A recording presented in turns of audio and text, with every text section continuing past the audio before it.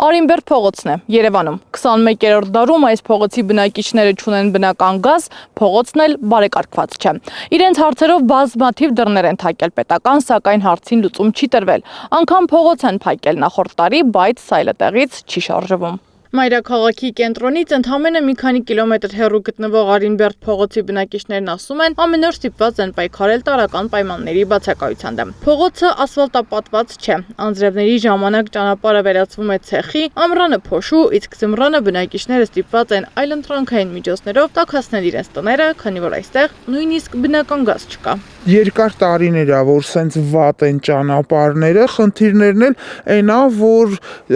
անձրևների իդեան ժամանակ, երբ որ լինում ա ցեղ, չենք կարողանում տեղաշարժվել, տրանսպորտ չի աշխատում, տաքսիները հրաժարվում են գալ, վարորդները բողոքում են, որովհետև փողոցները քար ու քանդ ա, վարար անձրևների ժամանակ ջուրը ողողում ա ամբողջ տարածքը։ Երկար տարիներ այս պայմաններում ապրելով երևանցիները սկսել են կատակներ անել։ Ասում են, վերջին անգամ մայրաքաղաքի այս հատվածն արգիշտի արքան են օրոքել։ Տեղացիների խոսքով տարիներ շարունակ դիմել են տարբեր կառույցների, սակայն խնդիրը դեռ լուծում չի ստացել։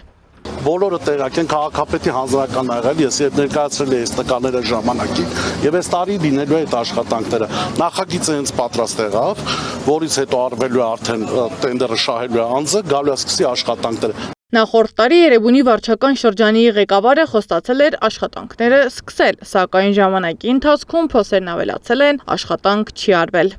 Ինչ վերաբերում է խոստացել են եւ աշխատանքները չեն սկսվել, դա այդպես չի, քանի որ աշխատանքներ ասվածը լայն հանրությանը անտեսանելի աշխատանք կա դրա հետևից, դա է նախագծանախարարային փաստաթղթերի պատրաստումը։ Անցած տարի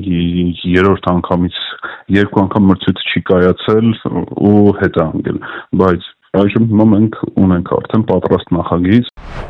Սա այն դեպքում, երբ խոսքը մայրաքաղաքի վարչական տարածքում գտնվող փողոցի մասին է։ Բնակիչները հարց են բարձրացնում, ինչպես կարող է լինել, որ Երևանում դեռ կան փողոցներ, որտեղ տարիներ շարունակ չեն ապահովվել տարրական պայմանները։